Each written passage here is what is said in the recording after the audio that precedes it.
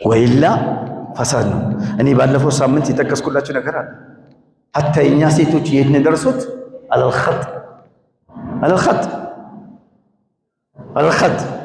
አልኸጥ ማለት የት ነው? መንገድ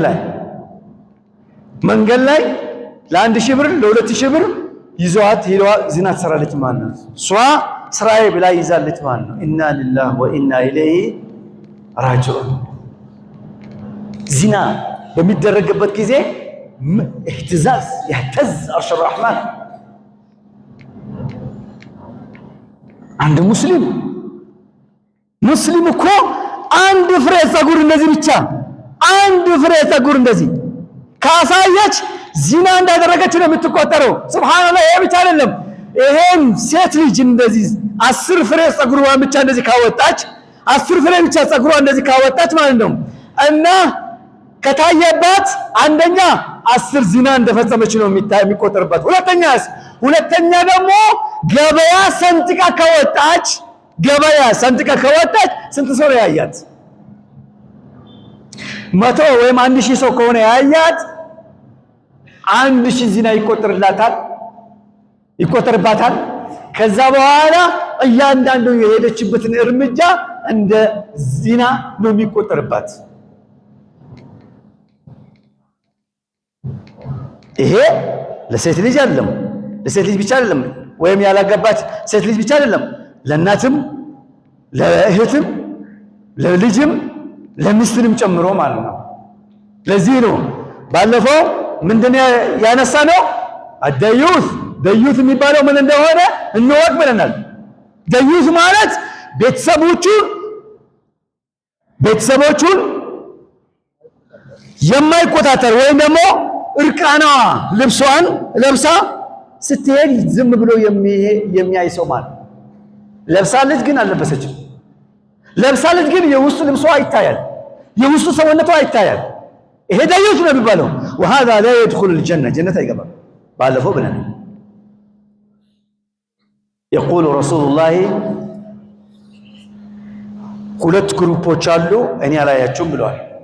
ጠቅሰናል። ይሄ ምንድነው ያለው? አቅዋም يضربون الناس بالسياط ይሄን አልፈነው። والنساء አለ ነብዩ ሰለላሁ ዐለይሂ ወሰለም ሴቶች ናቸው አለ። ካሲያት ለብሰዋል፣ አሪያት ግን እርቃናቸው ነው። ማይላት የጠመሙ ናቸው፣ ሙሚላት የሚያጠሙ ናቸው። رؤوسهن كأسنمة البخت المائلة ፀጉሮቻችሁ የፀጉር አሰራራችሁ ልክ የግመሻኛን ወደ ላይ እንደዚህ ያደረጉ ናቸው። رؤوسهن كأسنمة البخت المائلة ከዛ በኋላ ምን አለ? قال لا يدخلن الجنة ጀነት የሚባል ነገር አይገቡም አለ። ولا يجدن ريحها የጀነት ሪሃም አያገኙም፣ ሽታውን አያገኙም። وإن ريحها في رواية يوجد 500 عام 500 ዓመት ርቀት ላይ ነው ያለው። በሌላ ሐዲስ አስከትለው ይሄን ሐዲስ የጨመረበት ማን ነው? ምን አለ? قال فإذا رأيتموهن እንደዚህ አይነት ሴቶች ካያችኋቸው አለ فعلئنوهن ይርገሟቸው فإنهن ملعونات ምክንያቱም የተረገሙ ናቸውና አለ። كلام شمس ጠጠር ያለ ከበድ ያለ ንግግር ነው። በጣም ይጠጠረ ማለት فإذا رأيتموهن ይሄ ደግሞ ሌላ በሁክም ላይ ስትሄድ አህካም ላይ ስትሄድ ደግሞ ማለት إذا رأيتموهن የሚለውን ቃል በሁክም ስትመጣ ውጁብ ይብላል፣ ይስተውጅብ ይላል። ምክንያት ትእዛዝ ነው። إذا رأيتموهن فعلئنوهن ፋውዚ ምንድነው? የውጁብ የዋጅብ ነው።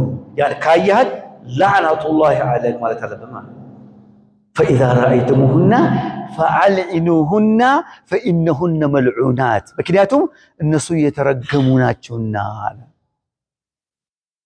ይሄ እርግማን ለምን?